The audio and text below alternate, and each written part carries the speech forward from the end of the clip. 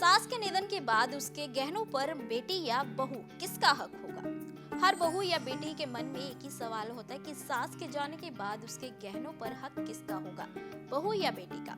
लोगों का मानना तो यही है कि जो सास के अंतिम समय तक सेवा करे उसकी असली हकदार वही है, यानी कि बहू, जो बेटी के जाने के बाद आखिर तक अपनी सास की सेवा और देखरेख करती है।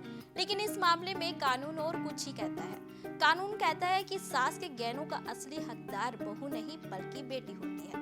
कानून के मुताबिक यदि सास ने वसीयत बनाई है तो जिसका नाम उस वसीयत पर होगा हकदार वही होगा, क्योंकि कानून की नजरों में रिश्तों से ज्यादा कानूनी दस्तावेज मायने रखते हैं। परिवार के सदस्य इसे तब तक बदल नहीं सकते जब तक धोखाधड़ी या दबाव का सबूत ना हो। कई लोग ये मानते हैं कि शादीशुदा बेटी को कम हिस्सा मिलेगा, लेकिन कानून ऐसा नहीं मानता। बेटियां और बेटों दोनों का हक इस पर बराबर होता है। शादीशुदा बेटी हो या फिर अविवाहित बेटी में कोई अंतर नहीं होता। अगर सास का पति जीवित नहीं है और सिर्फ बेटा बेटियां ही वारिस है और सास की ज्वेलरी बराबर हिस्सों में बांटी जाएगी, बहू कानूनी वारिस नहीं मानी जाएगी। बहू को अधिकार तब मिलता है जब सास ने वसीयत में स्पष्ट रूप से बहू का नाम लिखा हो।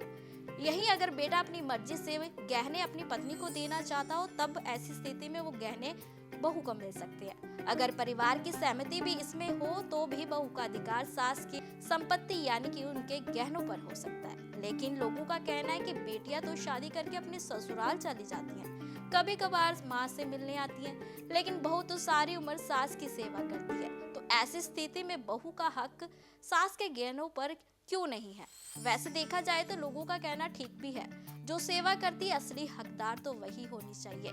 लेकिन आपका इस पर क्या कहना है? बहू या बेटी, कौन होनी चाहिए सास की संपत्ति यानी उसके गहनों की असली हकदार?